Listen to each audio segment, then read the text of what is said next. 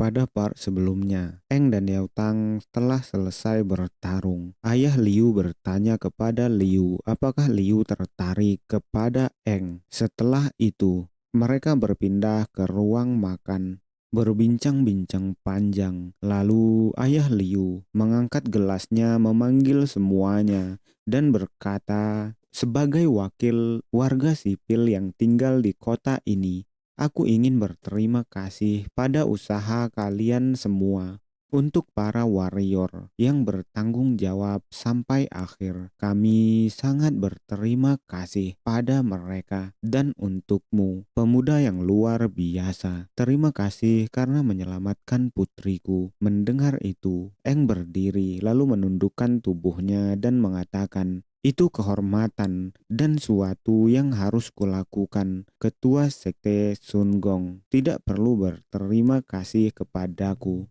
Mendengar itu, Yao Tang memukul kepala Eng, membuatnya memuncratkan apa yang telah dia minum. Dan Yao Tang berkata, kau bahkan belum dewasa, kenapa kau minum?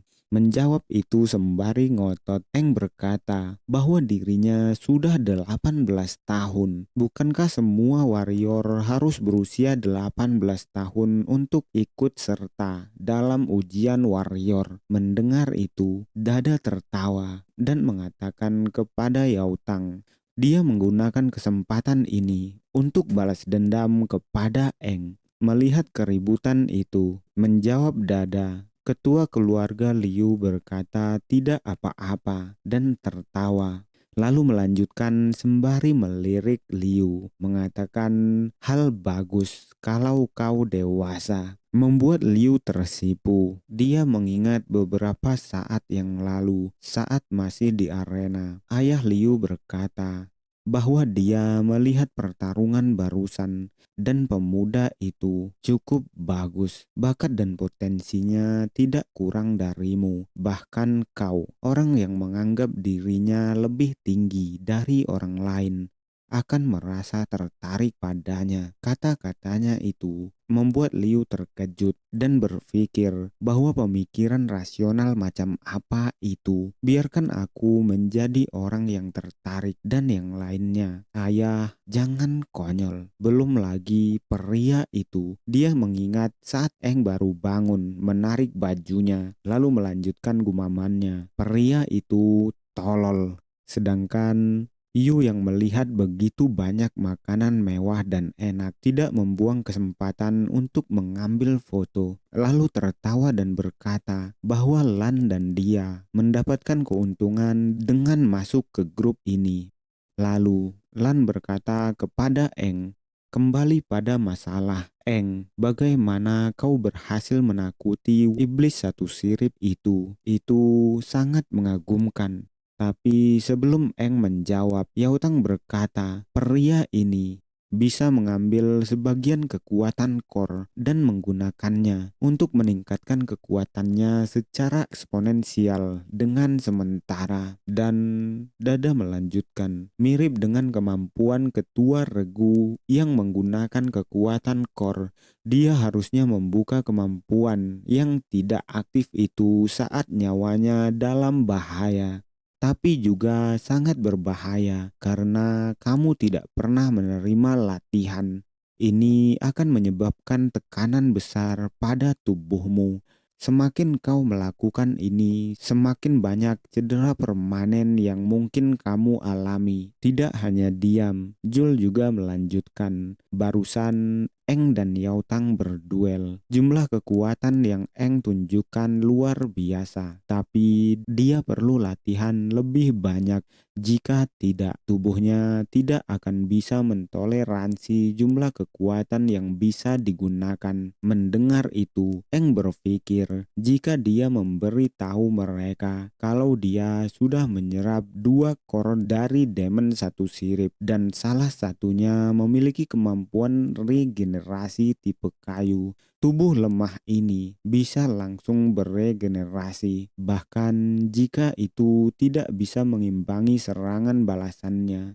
Lalu dia menepis kata-katanya sendiri dan berkata, Aku tidak boleh terlalu banyak membicarakan ini. Biarkan mereka berpikir aku memiliki kemampuan yang mirip dengan mereka. Itu pilihan yang lebih baik. Lalu dia berkata, Ketua regu benar. Mungkin itulah kenapa aku pingsan setelah menggunakannya.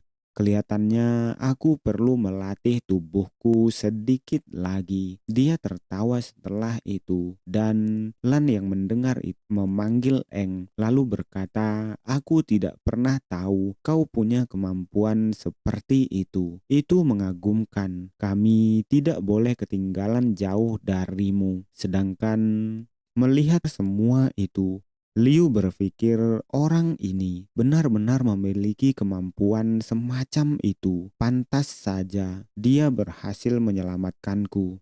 Lalu Yao Tang berkata, awalnya Eng dan Liu akan dihukum karena menyelinap di malam hari. Tapi karena kau membunuh iblis satu sirip, kau terbebas dari hukuman.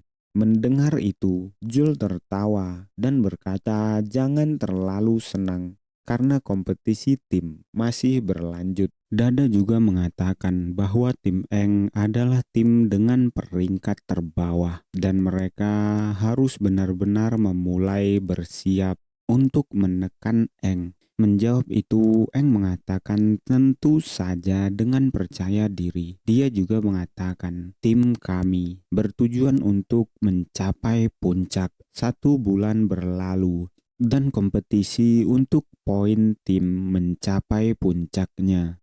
Untuk menghasilkan lebih banyak poin, banyak tim yang mulai pergi untuk misi peringkat A, dan untuk beberapa waktu misi sangat sulit didapatkan karena Liu dan yang lainnya berdiskusi dan mengambil keputusan penting. Mereka akan mencari domba gemuk dan diperlihatkan ketua Black Gun terkejut. Bertanya-tanya, apakah benar mereka menantang kita mempertaruhkan poin? Tim Eng bertaruh menggunakan poin mereka menantang tim lain. Target pertama mereka adalah Black Gun. Dan Black Gun yang mendengar tantangan itu terlihat sangat percaya diri.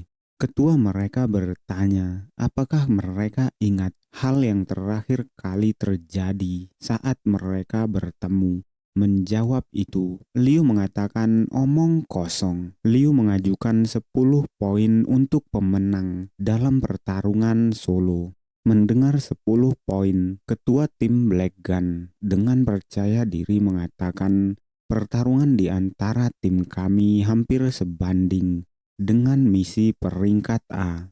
Kau berani meminta begitu banyak poin. Aku tidak masalah dengannya, tapi tidak akan ada ketua regu Jiao Tang yang menghentikan kami menghajarmu habis-habisan. Dia memanggil rekan-rekannya, berkata, mari balaskan dendam kita. Mereka akan mulai bertarung di arena pertarungan kota. Banyak orang yang memperbincangkan tentang menggunakan poin untuk menantang tim lama.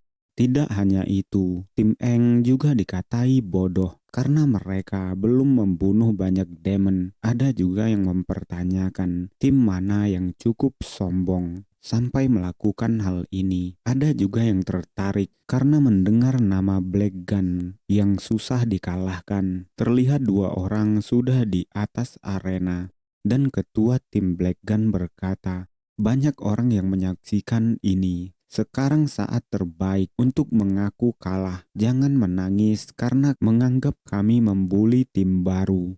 Menjawab itu, terlihat santai Eng mengatakan bahwa pemenangnya belum ditentukan. Jadi mustahil kita tahu siapa yang akan kalah dalam pertandingan ini.